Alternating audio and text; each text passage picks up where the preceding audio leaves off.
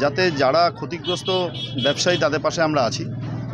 তাদের জন্য একটা পরিকল্পনা নিশ্চয়ই নিতে হবে যে ওনাদের কীভাবে পুনর্বাসন বা কী করা যায়। এখন তো এখানে ব্যবসা করার মতো জায়গা নেই, পরিস্থিতিও নেই। গত রবিবার রাতে নকশালবাড়িতে বিধ্বংসী অগ্নিকাণ্ডে পুড়ে ছাই হয়ে যায় আনুমানিক 40টির বেশি দোকান। ক্ষতিগ্রস্ত আরও একাধিক দোকান। অগ্নিকাণ্ডের ঘটনায় সব মিলিয়ে প্রায় 6 কোটি টাকার ক্ষয়ক্ষতি হয়েছে বলে ব্যবসায়ীদের প্রাথমিক অনুমান। মঙ্গলবার অগ্নিকাণ্ডের ঘটনাস্থল পরিদর্শন করেন শিলিগুড়ি জলপাইগুড়ি উন্নয়ন পর্ষদের চেয়ারম্যান সৌরভ চক্রবর্তী। এদিন ক্ষতিগ্রস্ত ব্যবসায়ীদের সঙ্গে দেখা করে তিনি বলেন, পরিকল্পনাহীনভাবে এই মার্কেট গড়ে উঠেছে, জলের কোনো ব্যবস্থা নেই। নকশালবাড়ি বাজারকে আগামী দিনে উন্নয়ন করা এবং সব রকম সহযোগিতার আশ্বাস দেন তিনি। গোটা বিষয়টি নিয়ে জেলা শাসক এবং প্রশাসনের সঙ্গে আলোচনা করার কথা বলেন তিনি। এদিন ব্যবসায়ীরা এই মার্কেটের দায়িত্ব এসজেডিএ গ্রহণ করুক দাবি তোলেন। এসজেডিএ নিয়ন্ত্রণ নিয়ে আলোচনা করার আশ্বাস দেন চেয়ারম্যান সৌরভ চক্রবর্তী। যেদিন গতকালকেই মহকুমা পরিষদের চেয়ারম্যান অরুণ ঘোষ আমাকে জানিয়েছিলেন, গতকালকেই আমাদের আসার কথা ছিল। তো আমরা একটু দেখলাম যে যাতে ব্যবসায়ীরা থাকেন এই সময়টাতে, আমাদের সকাল বেলা আমরা এসে ভিজিট করলাম।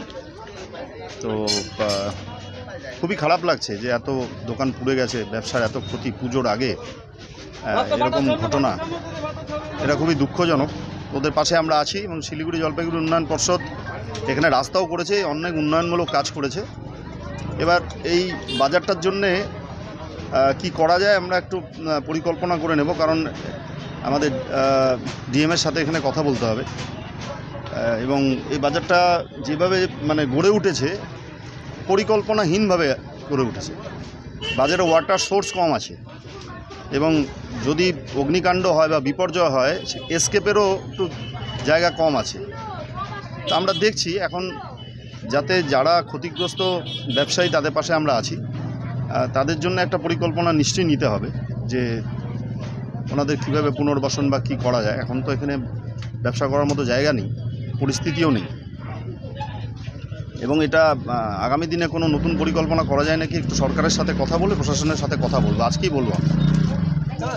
শহরের বিভিন্ন জায়গায় বিভিন্ন মার্কেট আপনারা দায়িত্ব নেন, নকশালবাড়ি ও মার্কেট কি জমিটা আমরা একটু দেখে নিই, জমিটা কাদের আছে, এটা কি পদ্ধতিতে এবং কিভাবে গড়ে উঠেছিল একটু দেখে নিতে হবে। এটা ধরুন সরকারের যে কোনো অর্থ বা এসজেডিএ যে কোনো জায়গায় যে কোনো ফান্ড দিতে গেলে বা কোনো কাজ করতে গেলে একটু প্ল্যান করে করতে হবে যে কী আছে।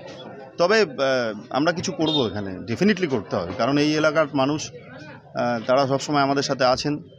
আর আমাদের মানবিক মুখ্যমন্ত্রী তিনি সবসময় এই বিষয়গুলোতে বিপর্যস্ত মানুষের পাশে দাঁড়ান, আমরাও দাঁড়াই, তার নির্দেশেই চলি।